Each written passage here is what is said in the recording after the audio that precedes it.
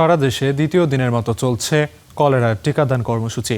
এ নিয়ে আরও বিস্তারিত জানাতে ব্রাহ্মণবাড়িয়া থেকে যুক্ত হচ্ছেন সহকর্মী আব্দুল আল মাহমুদ। মাহমুদ, জেলায় ঠিক কতজন শিশুকে কলেরার টিকা দেওয়া হবে এবং সর্বোপরি কার্যক্রমের বিস্তারিত তথ্য জানাবেন।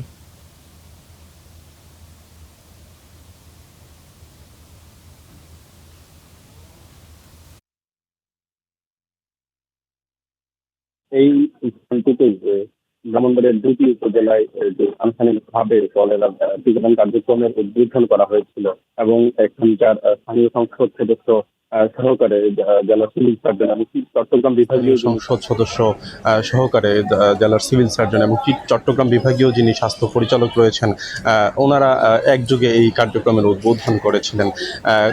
তারা আমাদেরকে যেটি জানিয়েছেন, জেলার অন্তত 10 লক্ষ মানুষকে তারা এই টিকাদান কার্যক্রমের আওতায় তারা নিয়ে আসতে চাচ্ছেন।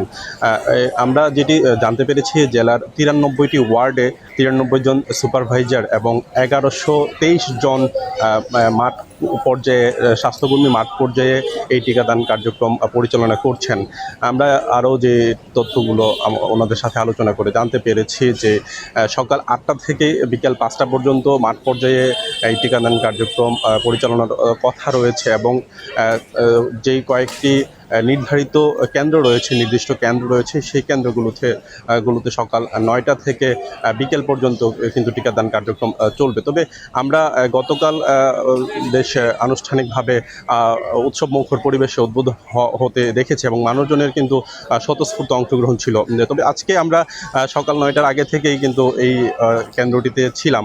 তবে আমরা যেটি লক্ষ্য করেছি, 9টা নাগাদ শুরু হওয়ার কথা থাকলেও 9টা 10 পর্যন্ত কিন্তু এই কেন্দ্রগুলো বন্ধ ছিল। পরবর্তীতে আমরা যখন সংশ্লিষ্টদের সাথে যোগাযোগ করি, তারা কিন্তু তড়িঘড়ি করে সেটি পরবর্তীতে চালু করেছেন এবং আমরা যেটি লক্ষ্য করেছি, কেন্দ্রের অভ্যন্তরে যেই স্বাস্থ্যগত পরিবেশ যেরকম পরিষ্কার পরিচ্ছন্নতার প্রয়োজন ছিল, সেই পরিষ্কার পরিচ্ছন্ন পরিবেশ কিন্তু আমরা এই কেন্দ্রটিতে আমরা লক্ষ্য করতে পারিনি। তো মানুষজন কিন্তু আসছেন, সকাল থেকেই মানুষজন, কেন্দ্রটি বন্ধ থাকার পরেও কিন্তু মানুষজন এসে ফিরে যাচ্ছিলেন। সর্বোপরি ব্রাহ্মণবাড়িয়ার এই নবীনগর উপজেলা, সেখানেও কিন্তু এই টিকাদান কার্যক্রম চলছে। আমরা সেখানেও খবর নেওয়ার চেষ্টা করেছি, সেখানেও মানুষের অংশগ্রহণটা স্বতঃস্ফূর্ত অবস্থায় রয়েছে। তো এই টিকাদান কার্যক্রম কিন্তু এই আগামী 1 মাস পর্যন্ত চলমান থাকবে। পরবর্তীতে দ্বিতীয় রাউন্ডেও কিন্তু আরও 1 মাস এই কার্যক্রম চলমান থাকবে। তো আমার কাছে ব্রাহ্মণবাড়িয়া থেকে এই ছিল সর্বশেষ অবস্থা। মাহমুদ, আপনাকে অসংখ্য ধন্যবাদ।